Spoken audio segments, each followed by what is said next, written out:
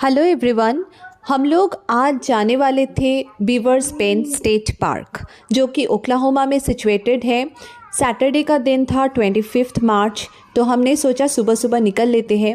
Google map के हिसाब से ये 3 घंटे का सफ़र था। ग्रेपवाइन टू ब्रोकन बो, मतलब वो प्लेस का नाम ब्रोकन बो था, जो कि ओक्लाहोमा स्टेट में है। तो यहाँ से हम लोगों को लगा एक्चुअल में 4.5 घंटे, क्योंकि हम लोग बीच में रुके थे 2 बार, ऑब्वियसली ब्रेकफास्ट के लिए, क्योंकि सुबह सुबह का टाइम था जब हम लोग निकले थे। जो आप देख सकते हैं यहाँ पे सनराइज़ भी नहीं हुआ था तब तक, तो यहाँ पे थोड़ा थोड़ा लाइट लग रहा है। हम लोग रुके हुए थे बीच में एक जगह जो कि वॉलमार्ट था, वहाँ से हम लोग पानी का बॉटल्स लिए थे सफ़र के लिए। तो देखते रहिए, हमें रास्ते में ही सनराइज़ देखने को मिला। और जो रूट हमने लिया था वो रूट से होके हम लोग जब जा रहे थे, वो नज़ारा इतना अच्छा था कि हम लोगों को लगा कि पता नहीं बीवर्स बेंड पार्क में क्या देखने को मिलेगा, लेकिन ये जो हम लोग देख रहे हैं अभी, वही हम लोगों का लाइफ टाइम एक्सपीरियंस है। मतलब ये बहुत ही सुंदर था। और ये वाला जो रोड है वो पेरिस से होकर ही जाते हैं, मतलब पेरिस एक जगह का नाम है। उस जगह पे रोड कुछ डिफरेंट कलर का होता है और वो पूरा गांव एरिया है। एक्चुअली वो पेरिस नहीं है, मतलब यहाँ पे उस हिसाब से नामकरण होता है कि वहाँ पे जो लोग रहते हैं वो जहाँ से आए हैं उस वही वाला नाम यूज़ कर लेते हैं।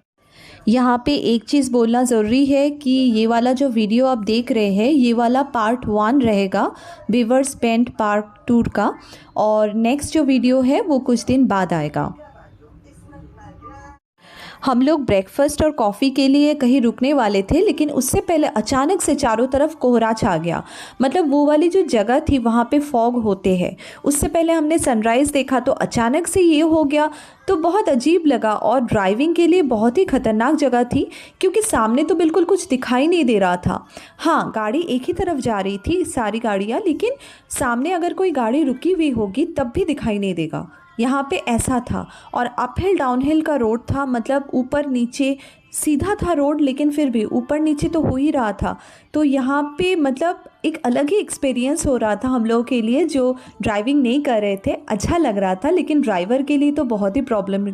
हम लोग ब्रेकफास्ट के लिए स्टारबक्स कॉफ़ी शॉप में रुके थे। तो मेरी बेटी जो है वो नींद में थी गाड़ी में, तो अचानक से जाग गई, समझ में नहीं आ रहा था कि क्या करे।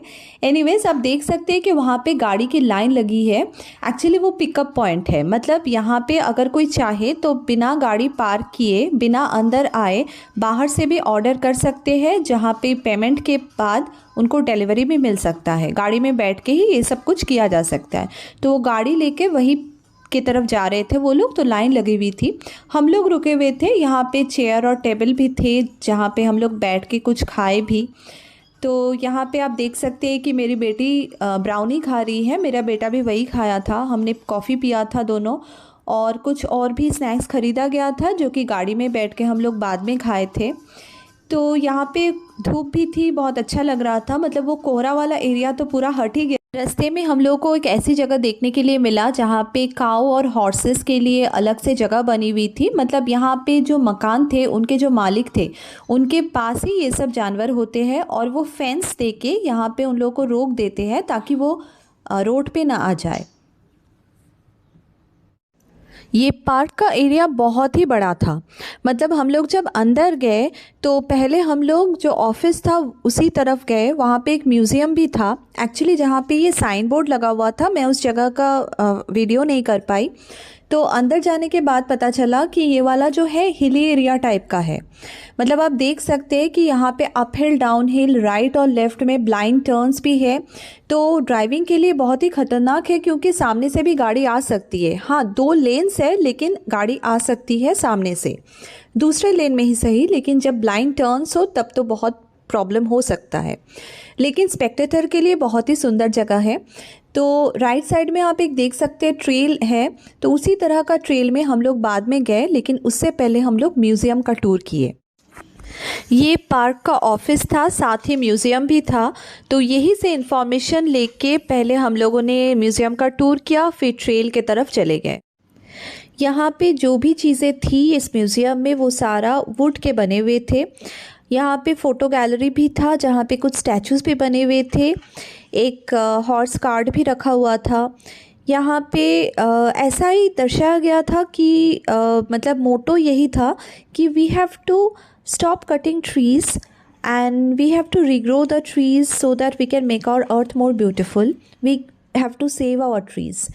तो यहाँ पे आप देख सकते हैं कि पेपर या फिर वुड से क्या क्या चीज़ें हम लोग बना सकते हैं वो भी दिया हुआ था।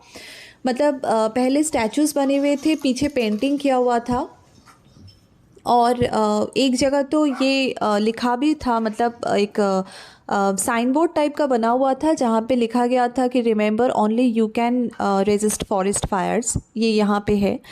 तो यहाँ पे जैसे चेन सॉस भी रखे हुए थे जो कि ये दर्शाते हैं कि कैसे अंधाधुंध कटाई होती है ट्रीज़ के। वैसे यूएसए में उतना भी कटाई नहीं होती है, लेकिन हाँ मतलब जैसे पॉपुलेशन बढ़ रही है तो ऑब्वियसली फॉरेस्ट एरिया को काट के तो मकान बनाया ही जाता है। तो वही सब था यहाँ पे, बहुत अच्छा लगा, बहुत ही सुंदर वे में प्रेजेंट किया गया था इस म्यूज़ियम में सब कुछ।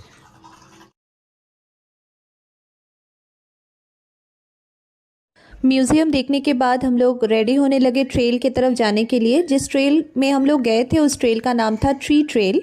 तो यहाँ पे कुछ सामान निकाले गए गाड़ी से, जैसे कि वाटर बॉटल जो ऑब्वियसली सफ़र में तो चाहिए था, कैमरा निकाले गए क्योंकि ऑब्वियसली फ़ोटोज़ तो लेने ही थे, और एक बैग निकाला गया क्योंकि वाटर बॉडी रहेगा बीच में तो इसके लिए शू खोलना ज़रूरी था, और शू कहाँ पे रखे इसलिए वो रखने के लिए वो बैग लिया गया। ये था ट्री ट्रेल का मैप, और आगे आगे मेरे हस्बैंड और मेरा बेटा चल रहा था, पीछे पीछे मैं और मेरी बेटी चल रहे थे। रास्ता ऑलमोस्ट खाली था, 2-4 टूरिस्ट थे बस।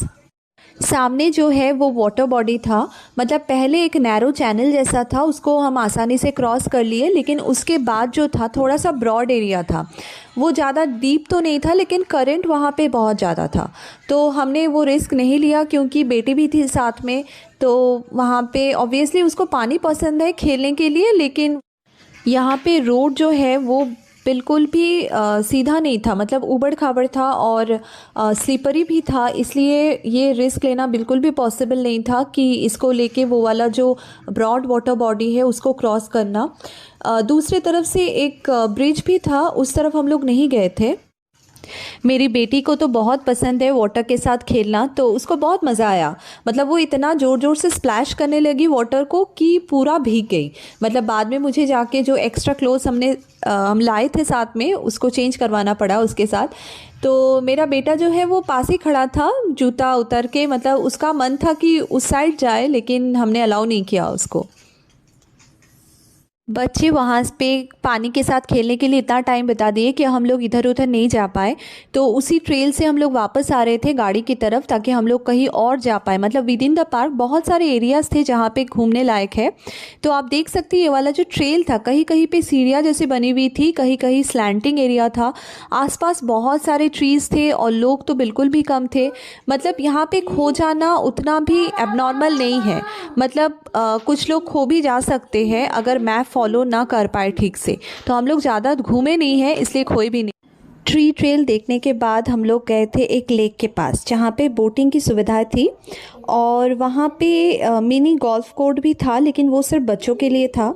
तो वो थोड़ा दूर था, इसलिए हमने सोचा कि यहाँ जो गाड़ी पार्क थी वहाँ से गाड़ी निकाल के लेक के पास जो पार्किंग एरिया है वहाँ पे जाके पार्क कर देते हैं। तो वहाँ पे टिकट काटना था। मतलब एक तो बोटिंग के लिए कायक थे जो 2 पीपल के लिए है, तो वो हमने नहीं लिया क्योंकि हम 4 थे। और एक था जो पैडल बोट, वहाँ पे 2 लोग सामने बैठ के पैडलिंग करेंगे और पीछे 2 लोग आराम करेंगे, तो हमने वही लिया था। ये जो लेक आप देख रहे हैं यहाँ पे हम लोग बोटिंग के लिए गए थे। जैसे मैंने कहा कि यहाँ पे फ़िशिंग भी होता है। मतलब यहाँ पे साइड में खड़े होके भी फ़िशिंग कर रहे थे कुछ लोग। और ये जो लेक है ना बहुत बड़ा था, मतलब पूरे पार्क को सराउंड करके था ये वाला लेक। तो कहीं कहीं पे पानी में उतर के, मतलब खड़े होके पानी में भी फ़िशिंग किया जा रहा था। और कुछ लोग यहाँ पे जैसे कायक थे या फिर पैडल बोट थे, वहाँ पे भी बैठ के मतलब बीच लेक में जाके भी फ़िशिंग कर रहे थे। हमारे पास फ़िशिंग का लाइसेंस नहीं था इसलिए हमने कुछ नहीं किया। बस मेरे हस्बैंड और मेरा बेटा बेटा सामने पैडलिंग कर रहे थे और मेरी बेटी जो है वो पीछे बैठ के एंजॉय कर रहे थे। मेरी बेटी कॉर्नफ्लेक्स खा रही थी। और आप देख सकते हैं कितने सारे पैडल बोट्स और कायक्स रखे हुए थे यहाँ पे। तो देखते रहिए, नेक्स्ट एपिसोड में हम दिखाएंगे कि और क्या क्या देखने को मिला हमें इस लेक में और लेक के बाहर भी। Keep watching. Thank you.